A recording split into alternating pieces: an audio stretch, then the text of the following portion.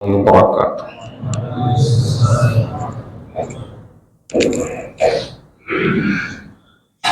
الحمد لله وكفى وسلام على عباده الذين اصطفى أما بعد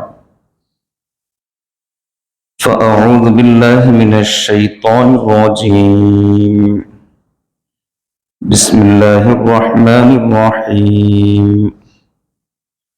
لمجموعون إلى ميقات يوم معلوم بارك الله لنا ولكم في القرآن العظيم ونفعنا به أستغفر الله لي ولكم ولسائر المسلمين إنه هو الغفور الرحيم اللهم صل على سيدنا محمد وعلى آل سيدنا محمد وبارك وسلم اللهم صل على سيدنا محمد وعلى آل سيدنا محمد وبارك وسلم اللهم صل على سيدنا محمد وعلى آل سيدنا محمد وبارك وسلم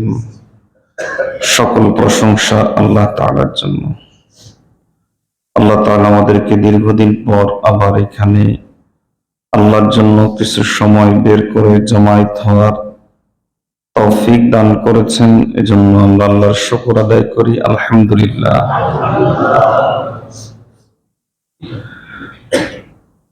কোরআন মাজিদের বিভিন্ন আয়াতে বারবার আল্লাহ তাআলা হাসরের উল্লেখ করেছেন, কিয়ামতের বিবরণ দিয়েছেন।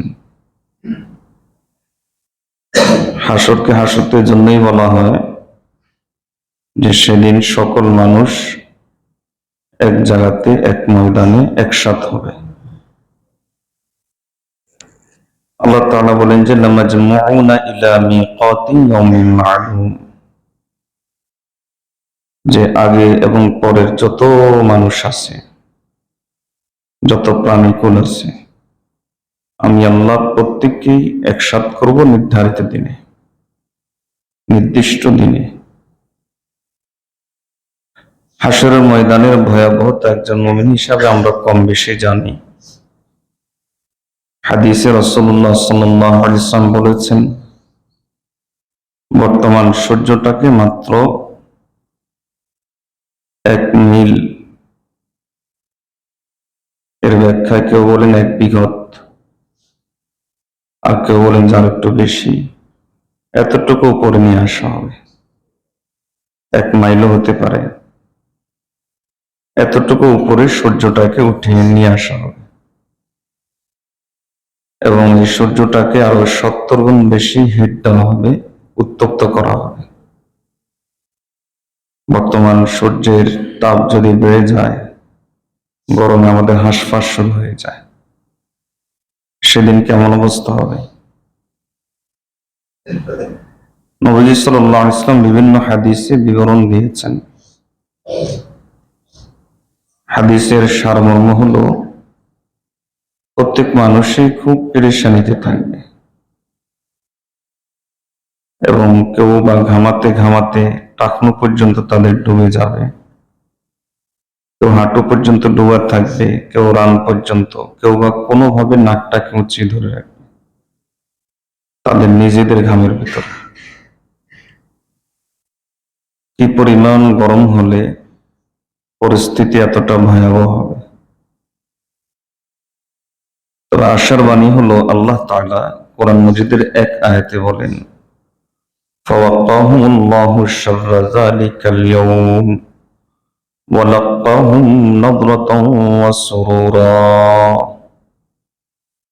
এই ভয়াবহ অবস্থা থেকে, এই কঠিন অবস্থা থেকে, সেই দিনের এই বিপদ থেকে আমি আল্লাহ কিছু লোককে বাঁচিয়ে দেব, কিছু লোককে রক্ষা করে দেব এবং তারা অত্যন্ত আনন্দিত অবস্থায় সজীবতা নিয়ে, আনন্দ নিয়ে আল্লাহর সঙ্গে তারা সাক্ষাৎ করবে। তাদের মধ্যে কোনো প্রকার পেরেশানি থাকবে না। হাশরের ময়দানের সময়কাল আমরা জানি। কোরআন মজিদ আল্লাহ তাআলা বলেছেন, ইয়াওমান কানা মিকদারুহু 50 আলফা সানা। সেদিনের সময় হবে দুনিয়ার 50,000 বছর পরিমাণ। কিন্তু এই দীর্ঘ সময় একজন মুমিন, যাকে আল্লাহ বাঁচিয়ে দিবেন, যাকে আল্লাহ রক্ষা করবেন সেই দিনের ভয়াবহতা থেকে, হাদিসে আছে তার কাছে মনে হবে মাত্র 2 রাকাত নামাজ পড়েছি, এত দ্রুত হাসরের সময় শেষ হয়ে গেল। দুনিয়াতে আমরা দৃষ্টান্ত নিতে পারি কিছুটা, যত সামান্য। বাইরে প্রচন্ড গরম, কিন্তু এসির ভিতরে আছি। এসির ভিতরে থাকার কারণে প্রচন্ড গরম অনুভূত হয় না। ঠিক তেমনি ভাবে হাসরের ময়দানে আল্লাহ যাদেরকে বাঁচিয়ে দিবেন, তাদেরকে আল্লাহ নিজ আরশের ছায়া নিয়ে আসবেন। ফলত তারা এত বেশি আরাম বোধ করবে এবং এত বেশি তারা আনন্দিত হবে, হাসরের ময়দানের ভয়াবহতা তাদের কাছে আনন্দের দিন মনে হবে। ঈদের দিনের চাইতে বেশি আনন্দের দিন মনে হবে। এখন বলতে পারে যে এত মুমিন যাদেরকে আল্লাহ রক্ষা করবেন, তারা সবাইকে আরশের ময়দানে, আরশের নিচে ছায়া পাবে, সংকুলন হবে। আমরা আরশ সম্পর্কে জানি না, তো এই জন্য বলি।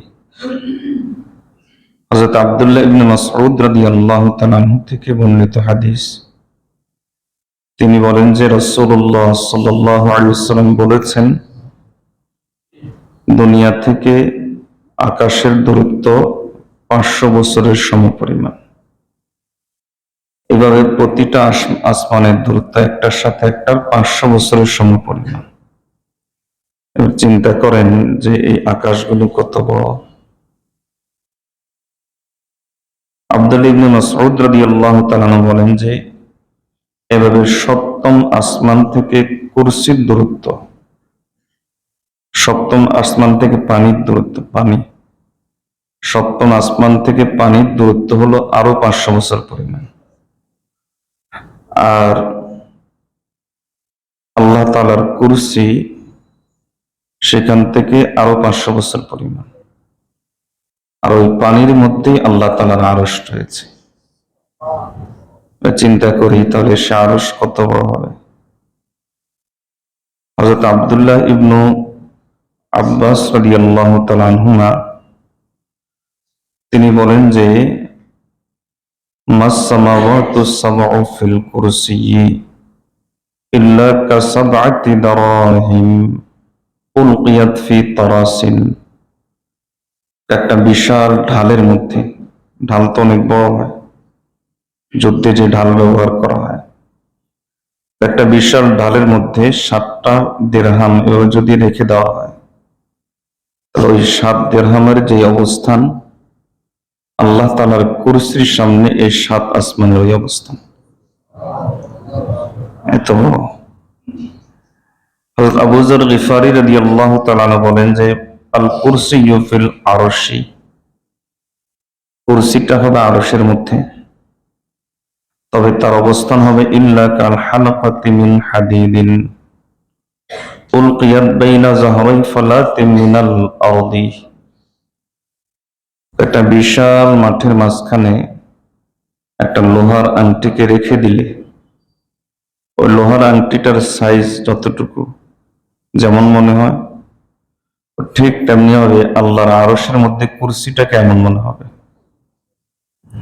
চিন্তা করেন, কুরসি যদি এত বড় হয়, তার উপর আরশ, আরশের মধ্যে কুরসি। আরশ মানে সিংহাসন, কুরসি মানে বিশেষ স্থান। তো সেটা যদি এমন হয়, তাহলে আল্লাহর আরশ কত বড় হবে। আল্লাহ তাআলা কিছু লোককে কিয়ামতের ময়দানে সরাসরি আল্লাহর আরশের নিচে ছায়া দিবেন। এক হাদিসে এসেছে রাসূলুল্লাহ সাল্লাল্লাহু আলাইহি ওয়াসাল্লাম বলেন, জান্নাতুল ফেরদৌস যে ছাদ, ওই ছাদটা হবে আল্লাহর আরশ। আল্লাহর আরশের নিচে ছায়া পাওয়ার অর্থ হলো জান্নাতুল ফিরদাউসের ছাদে আছে সে। জান্নাতুল ফিরদাউসের ছাদে আল্লাহ তাআলা তাকে অবস্থান দিবেন। আল্লাহ আমাদেরকে আল্লাহর আরশের নিচে ছায়া গ্রহণ করার তৌফিক দান করুন। আজকে আপনাদেরকে সে প্রসিদ্ধ হাদিস শোনাবো, যে হাদিসে রাসূলুল্লাহ সাল্লাল্লাহু আলাইহি ওয়াসাল্লাম কিছু লোকের ব্যাপারে বলেছেন যে এরা আল্লাহর আরশের নিচে ছায়া পাবে। নবী সাল্লাল্লাহু আলাইহি ওয়াসাল্লাম বলেন যে এরা হলো 7 শ্রেণী। সাবআতুন ইউযিল্লুহুমুল্লাহু ইয়াওমা লা যিল্লা ইল্লা যিল্লুহ। 7 শ্রেণীর লোক কিয়ামতের দিন আল্লাহর আরশের নিচে ছায়া পাবে, যেদিন তার ছায়া ছাড়া কোনো ছায়া থাকবে না। আমরা এই 7 শ্রেণীর অন্তর্ভুক্ত হতে চাই কিনা? সবাই বলেন না চাই কিনা? গরম আসলে, গরম পড়লে, আগুনের সামনে দাঁড়ালে কোরআন সুন্নাহ বলে যে এখান থেকে শিক্ষা গ্রহণ করো। আফারাইতুমুন নারাল্লাতী তুরুন। আল্লাহ বলেন যে আগুন যখন জ্বলে, আগুনের সামনে দাঁড়িয়ে চিন্তা করতে পারো না জাহান্নাম কেমন হবে? সূর্যের তাপের নিচে দাঁড়িয়ে চিন্তা করতে পারো না কিয়ামত কেমন হবে, হাসর কেমন হবে? আল্লাহর আরশের নিচে ছায়া পাওয়া ছাড়া কোনো গতি নেই, কোনো উপায় নাই। এজন্য এই 7 শ্রেণীর অন্তর্ভুক্ত আমাদেরকে হতেই হবে, এছাড়া কোনো গতি নেই। এক হাদিসে এসেছে, হাদিসে কুদসি, রাসূলুল্লাহ সাল্লাল্লাহু আলাইহি ওয়াসাল্লাম বলেন যে আল্লাহ তাআলা বলেন, আমি আমার সত্তার কসম করে, আল্লাহ বলেন আমি আমার জাতের কসম করে বলছি, যার মধ্যে দুনিয়াতে থাকাকালীন 2 ভয়, এক ভয় আসবে, যার মধ্যে দুনিয়াতে থাকাকালীন এক ভয় আসবে, আমি আল্লাহ তাকে আরেক ভয় থেকে নিরাপদ করে দিব। যার মধ্যে দুনিয়া থাকাকালীন এক ভয় আসবে, আমি আল্লাহ তাকে আরেক ভয় থেকে নিরাপদ করে দিব। কারণ আমি আল্লাহ কোন মুমিনের অন্তরে একসাথে 2 ভয় দিব না। সুতরাং যার মধ্যে কিয়ামতের ময়দানের ভয় আসবে, আল্লাহ তাআলা তাকে কিয়ামতের ময়দানের ভয় থেকে নিরাপদ করে দিবেন। দুনিয়াতে যদি এই ভয়টা আমরা অন্তরে আনতে পারি, আল্লাহ আমাদের থেকে কিয়ামতের ময়দানের ভয়, কিয়ামতের দিন আল্লাহ আমাদেরকে হেফাজত করবেন, নিরাপদ করে দিবেন। তো রাসূলুল্লাহ সাল্লাল্লাহু আলাইহি ওয়াসাল্লাম বলেন যে 7 শ্রেণীর লোককে আল্লাহ তাআলা আরশের নিচে ছায়া দিবেন।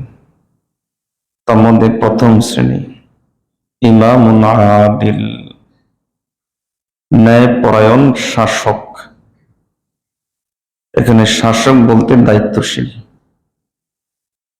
হাদিসে আছে কুল্লুকুম মাসউল, তোমরা প্রত্যেকেই দায়িত্বশীল। বড় ভাই ছোট ভাইয়ের ব্যাপারে দায়িত্বশীল, ছোট ভাইয়ের শাসক, শিক্ষক ছাত্রের শাসক, স্বামী স্ত্রীর শাসক, বাবা সন্তানের শাসক। আর আমরা শাসক বলতে যাদেরকে বুঝি তারা জনগণের শাসক। সবাই শাসক, কেউ ছোট শাসক, কেউ বড় শাসক। নবী সাল্লাল্লাহু আলাইহি ওয়াসাল্লাম বলেন যে তাদের মধ্যে যে ইনসাফ যদি থাকে, ন্যায়পরায়ণতা, জাস্টিস, নবী সাল্লাল্লাহু আলাইহি ওয়াসাল্লাম বলেন যে যদি এটা থাকে, আল্লাহ তাআলা এই ইনসাফের বদৌলতে কিয়ামতের দিন আরশের নিচে ছায়া দান করবেন। এখন তো জুলুমটা একটা নিত্য নৈমিত্তিক ব্যাপার। একজন মুসলমানের হক তো অনেক, এক হাদিসে 6টা হক বলা আছে, আরো আছে, এই 6টা ছাড়াও আরো আছে।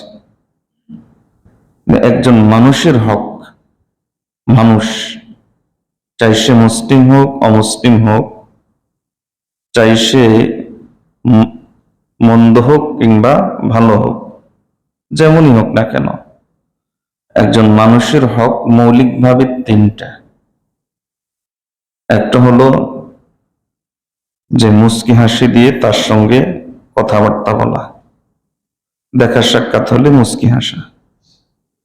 রাসূলুল্লাহ সাল্লাল্লাহু আলাইহি ওয়াসাল্লাম এটাকে সাদাকা বলেছেন। আর আরেকটা হলো সুন্দর করে কথা বলা, অ্যাংরি মোডে, রাগত স্বরে কথা না বলা, বরং খুব সুন্দরভাবে গুছিয়ে নম্রভাবে বিনয়ের সাথে কথা বলা। আর আরেকটা হলো এই যে এই চিন্তা করা যে আমার দ্বারা যেন কেউ কষ্ট না পায়। এই তিনটা কিন্তু প্রত্যেক মানুষের হক।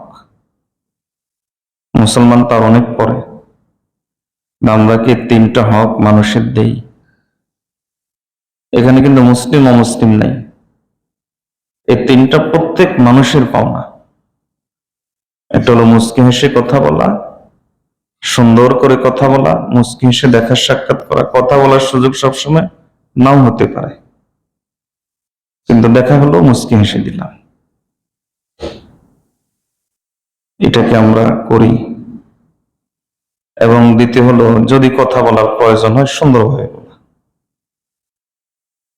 অসদাচরণ, অসৎ চরিত্র আজকে আমাদের মধ্যে এতটা পেয়ে বসেছে যে এগুলোর দ্বারা যে দুনিয়াতেও ফায়দা হয় আমরা বুঝি, এগুলো দুনিয়াতেও এগুলোর ফায়দা আছে।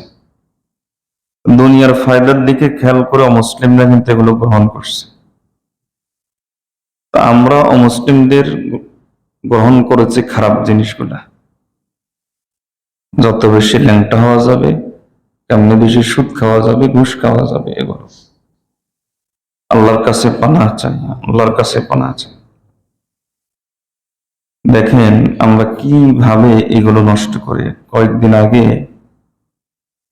আমি নিজে দেখলাম একটা বাচ্চা ছেলে, কত 17-18 বছর হবে,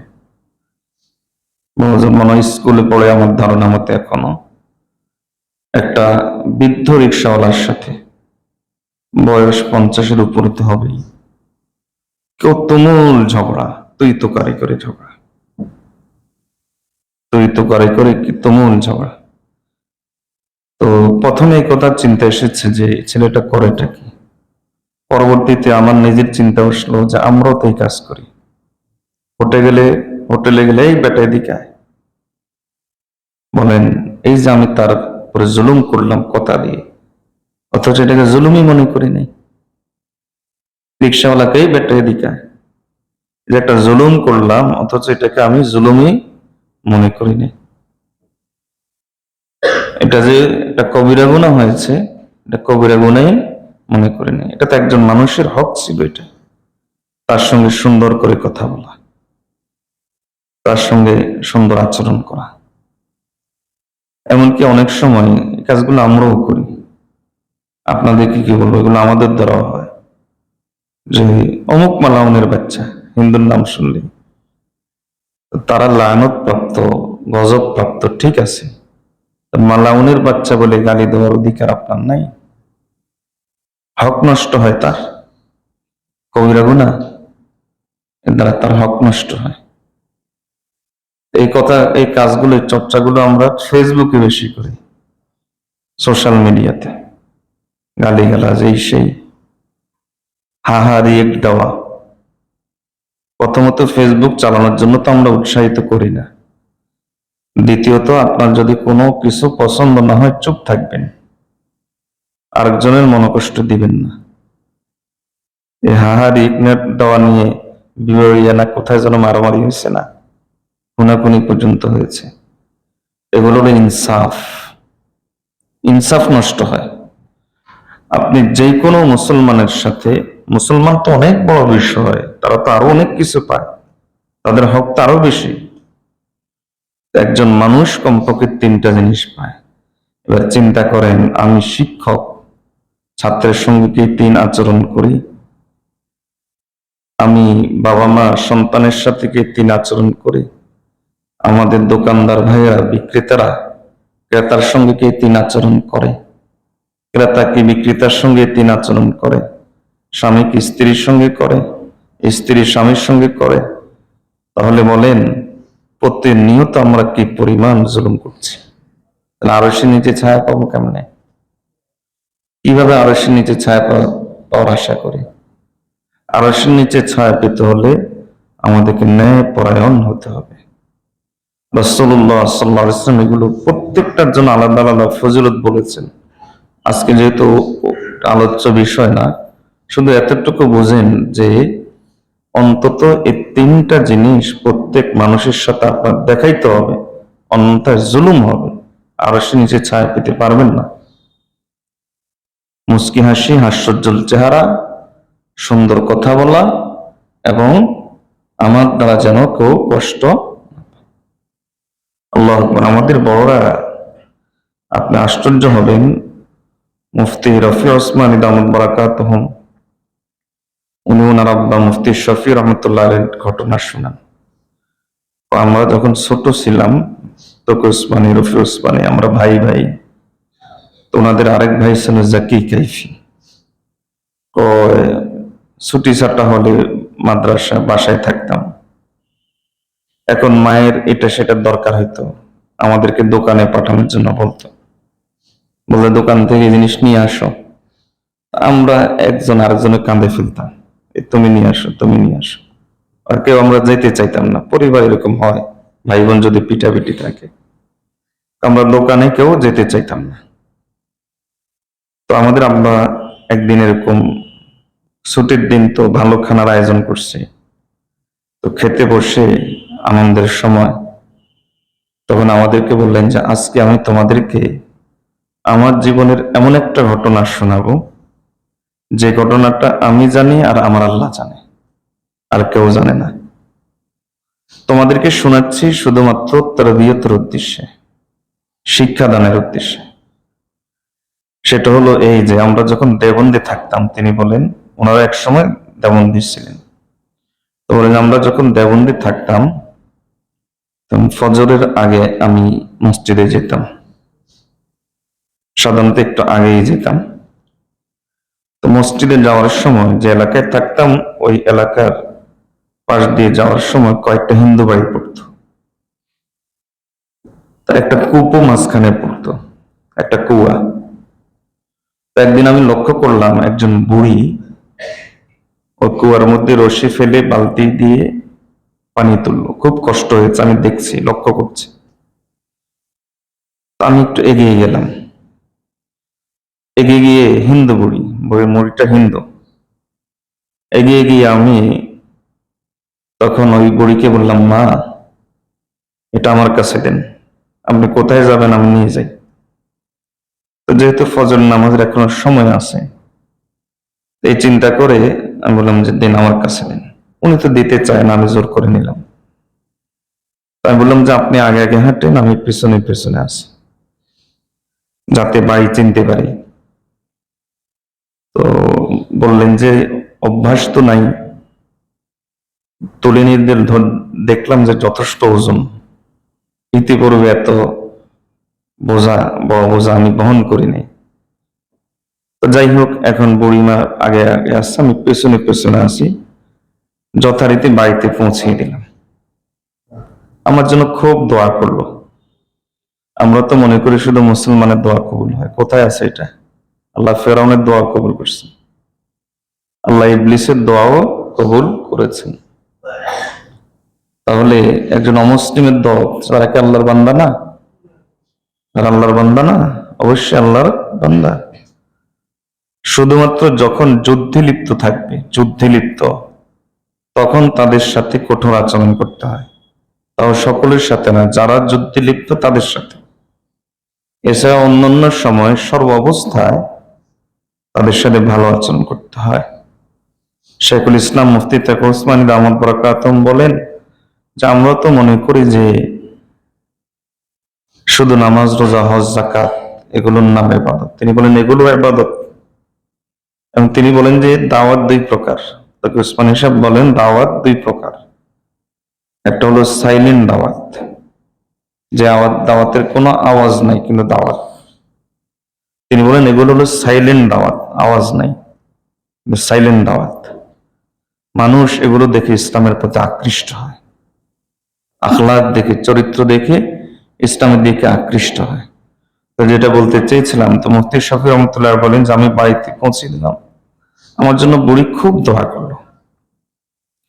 আমি দোয়া পাওয়ার লোভে পরের দিন যেন আর বালতি কূপে ফেলতে না পারে এর আগে চলে গেলাম, আর একটু আগে চলে গেছি। গিয়ে এবার আমি ওই বালতিটা নিজে ফেলে এরপরে পানি ভরে পৌঁছে দিলাম। তিনি বলেন যে বেশ কয়েক বছর পর্যন্ত, যতদিন পর্যন্ত ওই বুড়ি মারা যায় নাই, ততদিন পর্যন্ত আমার প্রতিদিনের অভ্যাস ছিল এটা। প্রতিদিন আমি এই কাজটা করেছি, একদিন আমার এরকম যায় নাই যে আমি এই কাজটা করিনি। আর প্রত্যেক দিনই ওই বুড়ি আমার জন্য দোয়া করত, রাস্তা যেতে যেতে দোয়া করতো, ওখানে পৌঁছে দোয়া করত।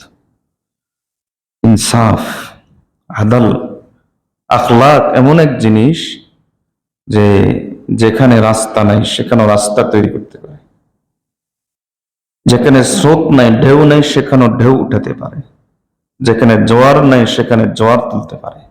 আখলাক এমন এক জিনিস। আল্লাহ আমাদেরকে উত্তম আখলাক গ্রহণ করার তৌফিক দান করেন, ইনসাফ করবেন। কিছু লোকের অভ্যাস আছে, বাইরে খুব ভদ্র মানুষ, একবারে মুচকি হেসে কথা বলে, নরম ভাবে কথা বলে, কিন্তু বউর সাথে কিন্তু পারে না, ঘরে গেলে পারে না, বাবা মায়ের সাথে পারে না, ভাই বোনের সাথে পারে না। তাহলে ভাই বোন এরা তো মুসলিম হওয়ার পাশাপাশি আত্মীয়, স্ত্রী স্বামী বাবা মা মুসলিম হওয়ার পাশাপাশি আত্মীয়। তো মুসলিমদের আরো হক আছে, আত্মীয়দের তো আরো বেশি হক আছে। আর ভাই এদেরকে তো মানুষের হকে দিতে পারলে না, আত্মীয় হক কখন দিলাম, মুসলমানের হক কখন দিলাম? তো মানুষই তো মনে করলাম না। এই জন্য আল্লাহর বান্দা আরশের নিচে ছায়া পেতে হলে চরিত্র লাগবে, আখলাক লাগবে, ইমামুন আদিল, ন্যায়পরায়ণ হতে হবে, ইনসাফ লাগবে। ন্যায়পরায়ণ শাসক যারা হয় আল্লাহ না জানি তাদেরকে কেমন পুরস্কার দান করবেন। আমাদের ভারতবর্ষ আলহামদুলিল্লাহ ন্যায়পরায়ণ শাসক হয়েছিল। আমরা বাদশাহ আলমগীরের নাম শুনেছি। বাদশাহ আলমগীর উনি যুদ্ধ করেছিলেন শিবাজির সাথে, হিন্দু যুদ্ধে, তুমুল যুদ্ধ চলছে, শিবাজি পরাজয় বরণ করবে করবে অবস্থা। শিবাজি আবার খুব মা ভক্ত ছিল, তো মায়ের কাছে এসে বললো যে মা কি করব? আমি জানি না, আলমগীরের কাছে যাও। বলে কি আলমগীরের কাছে যাব? এ তো পাইলে আমার রক্ত খায়। যাও, সে ন্যায় পরায়ণ, তুমি যদি পরামর্শ চাও তার ক্ষতি হবে, সে এদিকে তাকাবে না, সে ইসলামকে সামনে রেখে দ্বীনকে সামনে রেখে সঠিক পরামর্শ তার তোমাকে দিবে। চিন্তা করেন একজন বাদশা সম্পর্কে তার শত্রুর কি ধারণা, যায় তার সঙ্গে যুদ্ধে লিপ্ত তার কি ধারণা? সে ন্যায়পরায়ণ, সে খারাপ আচরণ তোমার সাথে করবে না। তো সাদা পতাকা উঠিয়ে দিল, মানে যুদ্ধবিরতির পতাকা। তো বাদশাহ আলমগীর ডাক দিলেন, কি ব্যাপার, ঘটনা কি? ঘটনা হলো আর তো পারতেছি না, কি করা, যুদ্ধ বন্ধ করতে চাই, এখন একটা পরামর্শ দেন, কি করতে পারি আমি? যুদ্ধবিরতি নাও, প্রস্তুতি নাও, আবার ভালো করে প্রস্তুতি নিয়ে আক্রমণ করো। তো কয়দিন? 10 মাস। 10 মাসের যুদ্ধবিরতি। যাই হোক, চুক্তি হয়ে গেল 10 মাসের। পরবর্তীতে ওনাকে জিজ্ঞেস করা হলো, আপনি 10 মাসের কথা কেন বললেন? তিনি বলেন যে রাসূলুল্লাহ সাল্লাল্লাহু আলাইহি ওয়াসাল্লাম হুদায়বিয়ার সন্ধির সময় 10 মাসের কথা চুক্তি করেছিলেন, এজন্য আমি ওই সুন্নত পালন করে 10 মাসের কথা বলেছি। আল্লাহু আকবার কাবীরা। কেমন ছিলেন তারা? পরবর্তী ঘটনা তো ভিন্ন হয়েছে। ওই ওই লোকের তো আর সহ্য হয়নি, তরস হয়নি, কয়েকদিন পরে আক্রমণ করছে, তো শেষ পর্যন্ত বন্দী হয়েছে, কিন্তু এই শত্রু বন্ধুকে তিনি হত্যা করেন নাই। এটা হলো ন্যায় পরায়ণতা। ভাই ন্যায় পরায়ণতা, ইনসাফ এমন এক জিনিস, এটা যদি আপনি আপনার পরিবারের মধ্যে আপনি কায়েম করতে পারেন, দেখবেন যে অশান্তি অর্ধেক চলে গেছে। অশান্তি, এখন তো অনেকে 2 বিয়ের জন্য লাফায়, মনে করে যে বহুত ফজিলতের কাজ। 2 বিয়ে করা নিষেধ না, কিন্তু আল্লাহ শর্ত জড়িয়ে দিয়েছেন, ওয়া ইন খিফতুম আল্লা তা'দিলু ফাওয়াহিদা, যদি ইনসাফ করতে না পারো, ভয় করো যে আমি ইনসাফ করতে পারবো না, বলে একটা করে তওবা করে ফেলো, মুখ মুছে ফেলো, লাফালাফি করিও না। একদিন একে সময় দিলে আরেকদিন আরেকজনকে দিতে হবে। একবেলা যদি এখানে গোশত দিয়ে খাওয়া হয়, ওখানে গোশতের ব্যবস্থা থাকতে হবে। এর জন্য 2000 টাকা দামের শাড়ি কিনলে তার জন্য 2000 টাকা দামের শাড়ি কিনতে হবে। ইনসাফ, ইনসাফ এমন এক জিনিস যেটা যদি চলে আসে আল্লাহ তাআলা তাকে আরশের নিচে ছায়া দিয়ে দেন। আল্লাহ আমাদেরকে ইনসাফ আনার তৌফিক দান করুন। এজন্য হযরতে ফুযাইল ইবনে ইয়াজ রাহমাতুল্লাহ আলাইহি উনি বলেন যে আমার যদি দিলে এই কথা আসে, আমি যদি নিশ্চিতভাবে এই কথা জানি যে আল্লাহ আমার শুধু একটা দোয়া কবুল করবেন, আর কোনো দোয়া কবুল করবেন না, শুধু একটা, তাহলে আমি দোয়া করবো, আল্লাহ আপনি শাসককে ন্যায়পরায়ণ বানিয়ে দেন, আপনি শাসককে ন্যায়পরায়ণ বানিয়ে দেন। তো জিজ্ঞেস করল আপনি এই দোয়া কেন করবেন, হে আবু আলী আপনি এই দোয়া কেন করবেন? তখন তিনি সুন্দর করে উত্তর দিলেন, ফাসালাহুল ইমামি সালাহুল ইবাদি ওয়াল বিলাদ, ও শাসক যদি ঠিক হয়ে যায় তাহলে মানুষই ঠিক হয়ে যাবে, রাষ্ট্র ঠিক হয়ে যাবে। এজন্য আমি শুধু শাসকের ন্যায়পরায়ণতার জন্য দোয়া করব। আজকে মুসলিম বিশ্বে সবচেয়ে বড় অভাব হলো এইটা, একটা মুসলিম রাষ্ট্রের শাসক পাবেন না যে ইনসাফ করে, সবগুলো জালিম, সবগুলো জালিম। আল্লাহ এই জালিমের কবল থেকে মুসলিম উম্মাহকে হেফাজত করুন। আমরা মনে করি যে সৌদি আরব তো মক্কা টক্কা আছে, মক্কা মদিনা আছে, ওরা মনে হয় ভালো, ওগুলো আরো বড় জালিম, আরো বড় মুনাফিক। আল্লাহ আমাদেরকে হেফাজত করুন। তাহলে এক নম্বর হলো ইমামুন আদিল, আল্লাহ আমাদেরকে এই শ্রেণীর অন্তর্ভুক্ত হওয়ার তৌফিক দান করুন। সবাই বলেন আমিন। মনে হয় গল্প হয়ে যাচ্ছে নাকি, কথা অন্য শুধু লম্বা হয়ে যাচ্ছে। 2 নম্বর ওয়াশাবুন নাশআ ফি ইবাদাতিল্লাহ, যুবকেরা আমরা সেখানে যুবক যারা যুবকেরা আছি তারা বিশেষভাবে শুনে, আল্লাহ তাআলা ওদেরকে আরশের নিচে ছায়া দিবেন ওই যুবককে যে আল্লাহর হুকুমের ভিতরে, আল্লাহর ইবাদতের ভিতরে তার যৌবনটাকে অতিক্রম করেছে। অনেক বড় বিষয়। যৌবনকালের ইবাদত, যৌবনকালের তওবা আল্লাহর কাছে বেশি প্রিয়। কেন বেশি প্রিয়? কারণ যৌবনকালে গুনার প্রতি আকর্ষণ বেশি থাকে। ওই যে একটা ফারসি একটা শের আছে না শেখ সাদির, ওয়াক্তে পীরি গর গুজারলেমনি শবত পরহেজগার, যে বুড়া হয়ে গেলে বাঘও পরহেজগার হয়ে যায়। বুড়া বাঘ এখন সে তওবা করছে। কি তওবা করছো ভাই? তুমি না বনের রাজা? আমি তওবা করছি আর কোনো শিকার টিকার করবো না, এটা অনেক জুলুম, আর কোনো শিকার টিকার ধরবো না। তো বলে যে কেন ধরবো না? তওবা করছি। তো তিনি বলেন যে আসলে সে তওবা করে নাই, বুড়ো হয়ে গেছে, এখন পারে নাই, জন্য তওবা করছে। তো যৌবনকালে ইবাদত করা, ইবাদতের প্রতি ধাবিত হওয়া, এটা বিস্ময়কর কোনো ব্যাপার না। কিন্তু আরে বুড়াকালে এটা বিস্ময়কর কোনো ব্যাপার না। যৌবনকালে কোন যুবক যদি ইবাদতের প্রতি ধাবিত হয়, আমরা তো অমুক পীরের অমুক বুজুর্গের মর্যাদা আর কারামত শুনে, মর্যাদা নবীদের অমুকের কারামত শুনে আমরা খুব সুবহানাল্লাহ সুবহানাল্লাহ বলে অমুক পানির উপর ভাসছে, অমুক বাতাসের উপর চলছে। ওই যুবক, একজন যুবকের সবচেয়ে বড় কারামতি হলো যৌবনটা সে আল্লাহর হুকুমে কাটিয়ে দেওয়া। এটা বাতাসের ভর করে চলা কিংবা পানিতে ভাসার চাইতে বড় কারামতি। যৌবনটা সে আল্লাহর হুকুমের ভিতরে কাটিয়ে দেওয়া। কারণ এই সময় তার গুনার চাহিদা আছে, গুনার চাহিদা আছে, অথচ সে আল্লাহর হুকুমের ভিতরে কাটাচ্ছে। রাসূলুল্লাহ সাল্লাল্লাহু আলাইহি ওয়াসাল্লাম তো বলেন যে আমি নবী জিম্মাদারি নিয়ে নিচ্ছি, আজমান লাহুল জান্নাহ এমন যুবকের জন্য আমি নবী জান্নাতে জিম্মাদারি নিয়ে নিচ্ছি। আর কি চান বলেন?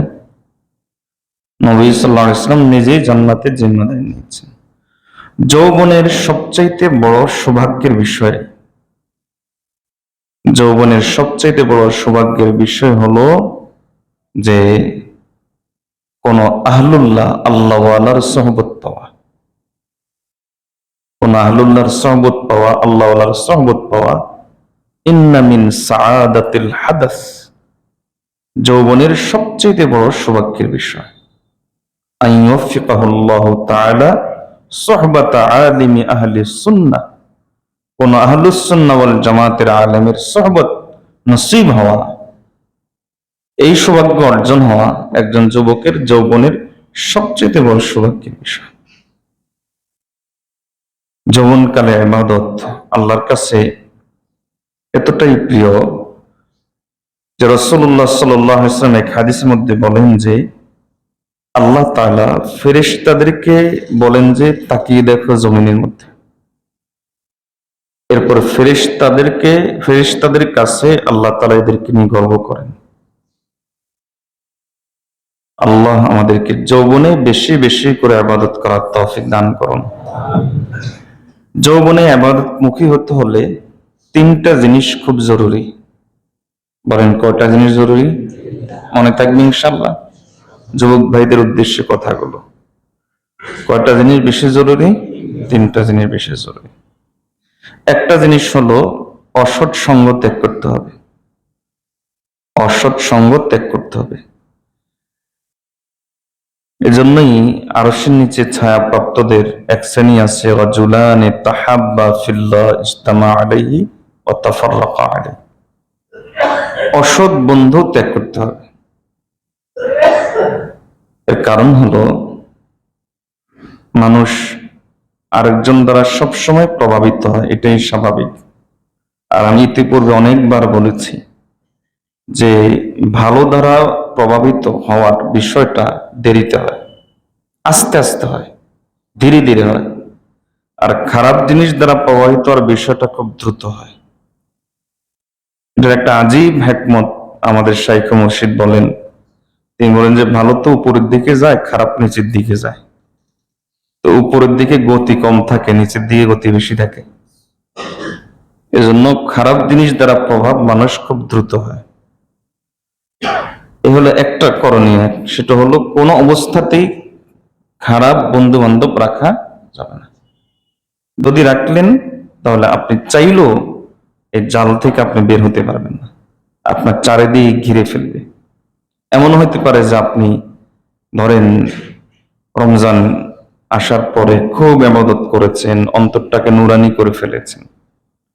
রমজানের পরের দিনই আপনি বন্ধু বান্ধবের সাথে আড্ডা দিলেন। এই একদিনে আড্ডায় পুরো রমজানের নূর শেষ, পুরো রমজানের বরকত শেষ, একদিনের আড্ডা। আমাদের যুবকদের এই একটা বদভ্যাস। 2 নম্বর যে কাজটা করণীয় সেটা হলো রাস্তার পাড়ে এখানে সেখানে দাঁড়িয়ে আড্ডা দেওয়া যাবে না। কারণ এই আড্ডা গুনাহ অন্তরে ঢুকায়, গুনার আকর্ষণ অন্তরে ঢুকায়, গুনার প্রতি মহব্বত অন্তরে ঢুকায়। এই আড্ডা দেওয়াটা, এখানে সেখানে দাঁড়িয়ে আড্ডা দেওয়া। ওদিন এক ভাই বলছিলেন, কোথাও যেন শুনিয়েছিলাম যে আমাদের মাদ্রাসার ছাত্ররা অন্যান্য প্রতিষ্ঠানের ছাত্রদের চাইতে প্রতিদিন কমপক্ষে 3-4 ঘন্টা এগিয়ে থাকে।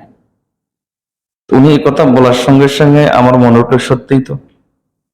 কারণ অন্যরা উঠে একবারে ভালো হলেও ফজরের আগে তো আর উঠে না, যদি ভালো হয় ফজরের সময় উঠে। আর আমাদের বাচ্চারা আলহামদুলিল্লাহ ফজরের 2 ঘন্টা আগে উঠে যায়। তো প্রতিদিন যদি 2-3 ঘন্টা তারা এগিয়ে থাকে তাহলে মাসে কয় ঘন্টা এগিয়ে থাকে? মাসে কয় ঘন্টা এগিয়ে থাকে? তাহলে বছরে কয় ঘন্টা এগিয়ে থাকে? সারা জিন্দেগি কয় ঘন্টা এগিয়ে থাকে? তো এরা ভালো করবো না কারা ভালো করবে? আল্লাহ আমাদেরকে বোঝার তৌফিক দান করুন। তাহলে 2 নম্বর কাজ হলো আড্ডা দেওয়া যাবে না, সময় নষ্ট করা যাবে না। আড্ডা দিলেন, সময় নষ্ট করলেন তো গেলেন। তিন নম্বর কাজ, ঘুম নিয়ন্ত্রণ করতে হবে। ঘুম নিয়ন্ত্রণ না করে আপনি নেককার হইতে পারবেন না। কারণ শরীয়তের নিয়ম, সকল সুফিয়ানে কেরাম একমত, দুটা জিনিস ছাড়া ইবাদতের মধ্যে, দুটা জিনিস গ্রহণ করা ছাড়া আর একটা জিনিস ত্যাগ করা ছাড়া কেউ আল্লাহর ওলি হতে পারে না। একটা হলো তাহাজ্জুদ, আর একটা হলো জিকির। তাহাজ্জুদ আর জিকির ছাড়া জগতে কেউ আল্লাহর ওলি হতে পারে না। আর ত্যাগ করতে হবে গুনাহ। এই তিনটা জিনিস ছাড়া কেউ আল্লাহর ওলি হতে পারে না। ওজুর মধ্যে যেরকম রোকন আছে, এটা না হলে অজু হয় না। আপনি মুখ ধুলেন না, অজু হবে? হাত ধুলেন না, অজু হবে? মাথা মাসে করলেন না, হবে অজু? ঠিক তেমনি আল্লাহর ওলি হওয়ার জন্য তিনটা জিনিস হলো রোকন, বাকিগুলো হলো শাখা প্রশাখা, এগুলোকে আরো সুন্দর করবে। কিন্তু এই তিনটা জিনিস হলো মৌলিক। যৌবনকালে যারা আল্লাহর ইবাদত করবে তাদের জন্য তিনটা জিনিস অবশ্যই করণীয়। একটা হলো কি বলেন? অসৎ সঙ্গ ত্যাগ করতে হবে। 2 নম্বর, সময় নষ্ট করা যাবে না, এখানে সেখানে আড্ডা দেওয়া যাবে না। নম্বর 3, ঘুম নিয়ন্ত্রণ করতে হবে। এই তিনটা জিনিস করতে পারলে ইনশাআল্লাহ আপনার যৌবন আল্লাহ রাস্তায় কাজে লেগে যাবে। আল্লাহ আমাদেরকে তৌফিক দান করুন। 3 নম্বর, ওয়ারাজুলুন যাকারাল্লাহ খালিয়ান ফাফাদাত আইনা। এই জিনিসটা এখন চলে গেছে। নির্জনে আল্লাহর কাছে চোখের পানি দেওয়া। বলুন তো, এটার জন্য সবচাইতে উপযুক্ত সময় কখন? সবচাইতে উপযুক্ত সময় হলো তাহাজ্জুদ। কারণ অন্য সময় আপনি যেমন কথার কথা মজলিসে বসে আপনি এক ঘন্টা হু হু হু করে কাঁদতেন, ভালো, আলহামদুলিল্লাহ, আল্লাহর ভয়ে কাঁদা। তাহাজ্জুদে উঠে আপনি 1 মিনিটও নয়, 10টা সেকেন্ড আল্লাহর ভয়ে আপনি মনটা আপনার আটকে উঠেছে, আল্লাহর মহব্বত আপনি মনে অনুভব করলেন। আপনার চোখের পানি পড়ে নাই, কিন্তু চোখটা ছলছল করে উঠেছে। আপনি মজলিসে বসে 1 ঘন্টা কেঁদে বুক ভাসানোর চাইতে ওই 10 সেকেন্ডের দাম আল্লাহর কাছে বেশি। ওই 10 সেকেন্ডের দাম আল্লাহর কাছে অনেক বেশি। আল্লাহর কাছে ওই 10 সেকেন্ডের মূল্য অনেক বেশি। আল্লাহ আমাদেরকে তাহাজ্জুদ পড়ার তৌফিক দান করুন। এজন্য উলামায়ে কেরাম লেখেন, তাহাজ্জুদ অনেক ফায়দা, তার মধ্যে কমপক্ষে 6টা ফায়দা আছে। 1 নম্বর ফায়দা হলো আন্নাহু ইয়াহুত্তু যুনুবা কামা ইয়াহুত্তু রিহুল আসিফু আল ওয়ারাকাল ইয়াবিস মিনাশ শাজারা। তীব্র বাতাস, প্রচন্ড ঝড় যেমন ভাবে গাছের পাতাকে ঝরিয়ে দেয়, ঠিক তেমনি ভাবে তাহাজ্জুদ একজন মানুষের জিন্দেগির গুনাহগুলোকে এভাবে ঝরিয়ে দেয়। তা তো আশ্চর্য হওয়ার কিছু নাই, কারণ আপনি লজ্জিত হয়ে নির্জনে আল্লাহর কাছে 1 ফোঁটা চোখের পানি দিয়েছেন। 1 ফোঁটা চোখের পানি, আল্লাহু আকবার, আল্লাহু আকবার। হাসান বসরি রহমতুল্লাহ আলাইহি বলেন, চোখের পানি ওজন করার জন্য আল্লাহ তাআলা মিজানের পাল্লাই সৃষ্টি করেন নাই। আল্লাহ নিজ হাতের প্রতিদান দিবেন, আল্লাহর শান অনুযায়ী দিবেন। তা আপনি চোখের পানি দিয়েছেন, তা চোখের পানি দেওয়ার সঙ্গে সঙ্গে তো আপনার গুনাহগুলো ঝরে গেছে। হাসান বসরি রহমতুল্লাহ আলাইহির কাছে এক যুবক এসে বলল, হুজুর, তাহাজ্জুদ পড়তে পারি না। তখন তিনি বললেন, তাইয়্যাদাতকা যুনুবুক, তোমার গুনাহ ছায়া পাওয়া যাবে। এজন্য ওয়ারাজুলুন যাকারাল্লাহ খালিয়ান ফাফাদাত আইনা। পারবেন তো ইনশাআল্লাহ? বলেন না ইনশাআল্লাহ? দোয়া চাই আল্লাহ যেন আমাকেও তৌফিক দান করেন। আল্লাহর আরশের নিচে ছায়া পাবে সব চতুর্থ শ্রেণী হলো ওয়ারাজুলানি তাহাব্বা ফিল্লাহি ইজতামা আলাইহি ওয়া তাফাররাকা আলাইহি। ওই 2 ব্যক্তিকে আল্লাহ তাআলা আরশের নিচে ছায়া দিবেন যারা একজন আরেকজনকে মহব্বত করেছে আল্লাহর জন্য। এখানে 3টা কথা, মৌলিকভাবে কয়টা কথা বলেন? 3টা কথা। এই 3টা কথা একটু মনোযোগ দিয়ে শুনেন। একটা কথা হলো এই যে আল্লাহর জন্য বন্ধুত্ব আমরা এক্ষেত্রেও বাড়াবাড়ি করি, ছাড়াছাড়ি করি। আমরা একজন একজনকে আল্লাহর জন্য মহব্বত করি, তো এই ক্ষেত্রে আমরা বাড়াবাড়ি করি, ছাড়াছাড়ি করি। বাড়াবাড়ি কেমনে করি?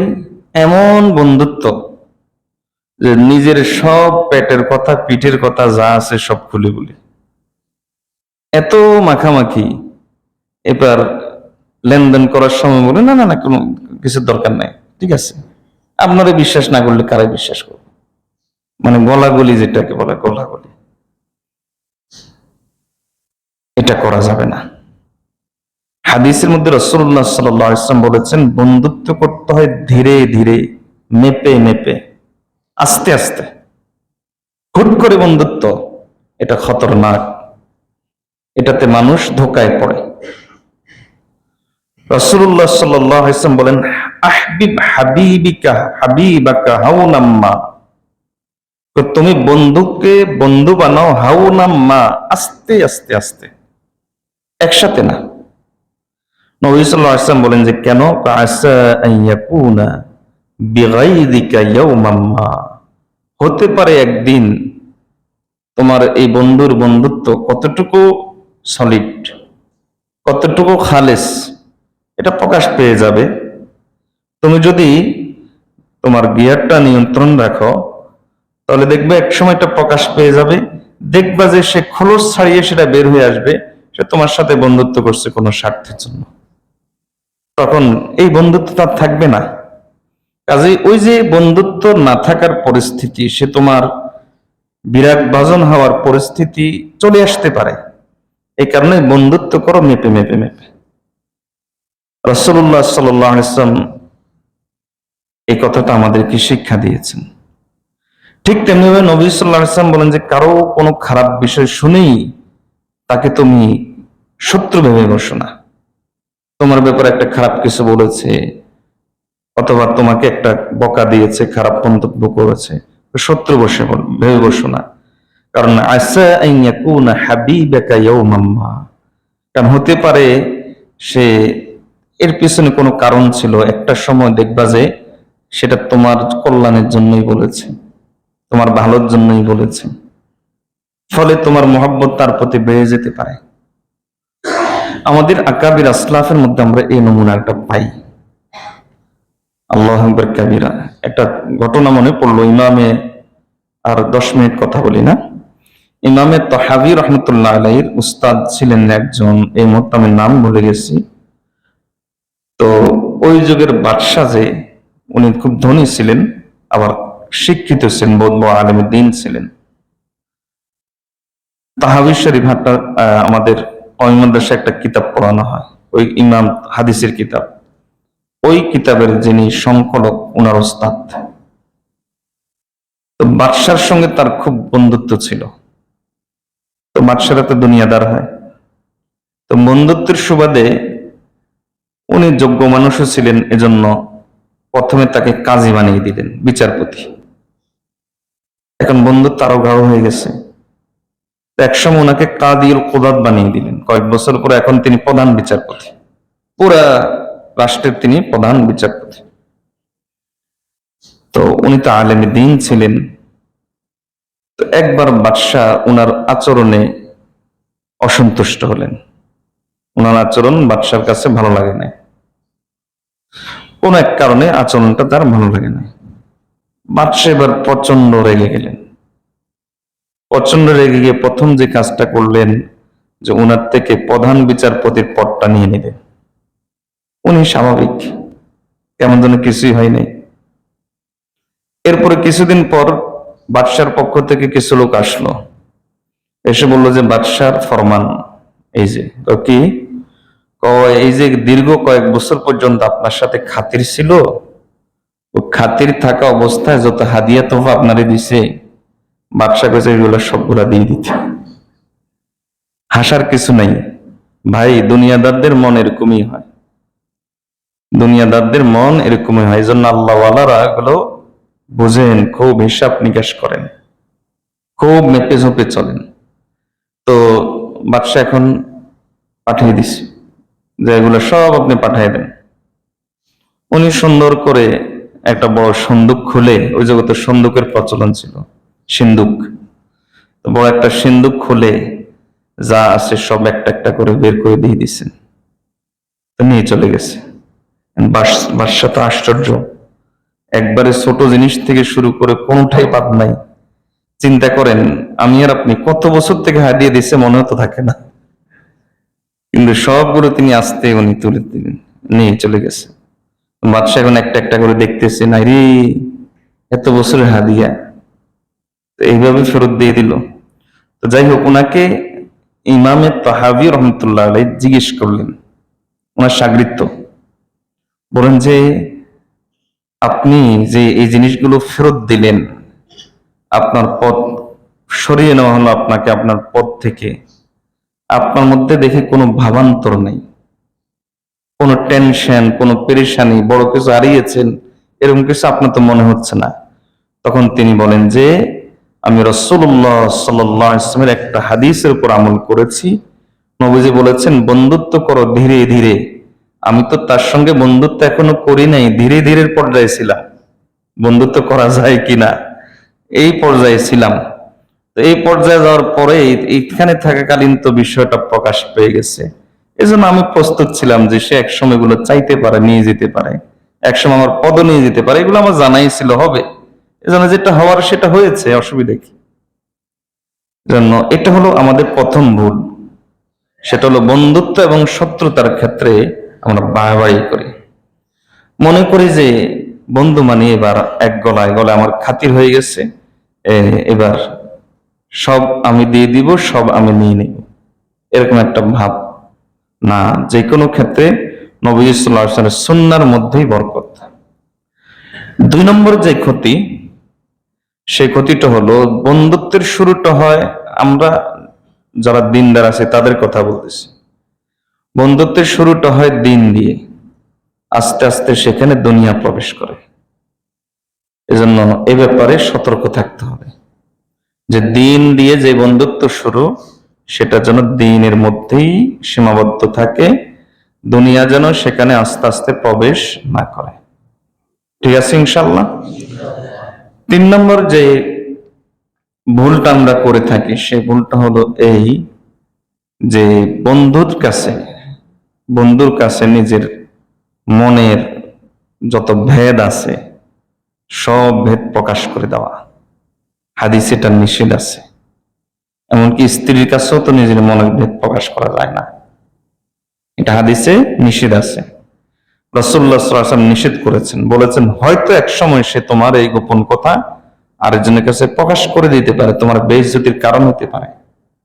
এই ইসলাম কত সুন্দর, চিন্তা করছেন, একদিকে মুসলমানের দোষের ব্যাপারে গোয়েন্দাগিরি করা যাবে না, আরেকদিকে আমি নিজেও আমার দোষ বলতে পারবো না, আমি নিজেও আমার দোষ কারো কাছে বলতে পারবো না।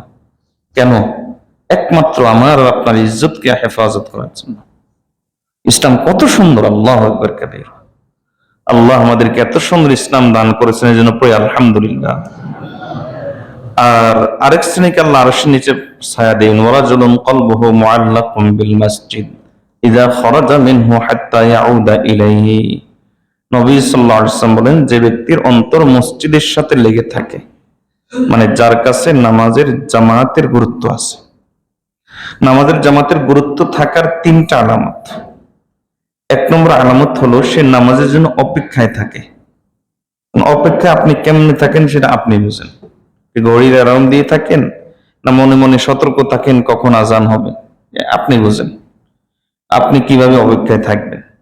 তাহলে 1 নম্বর হলো যে নামাজের জন্য অপেক্ষায় থাকে। 2 নম্বর হলো যে অজু করার সময় গুরুত্ব দিয়ে অজু করে।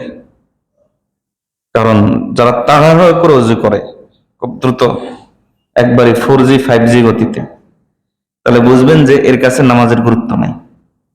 যে ধীরে সুস্থে সুন্দরভাবে অজু করে, তার কাছে নামাজের গুরুত্ব আছে, বিদেশে এত সুন্দর করে অজু করছে, সে আল্লাহর কাছে দাঁড়াতে যাচ্ছে।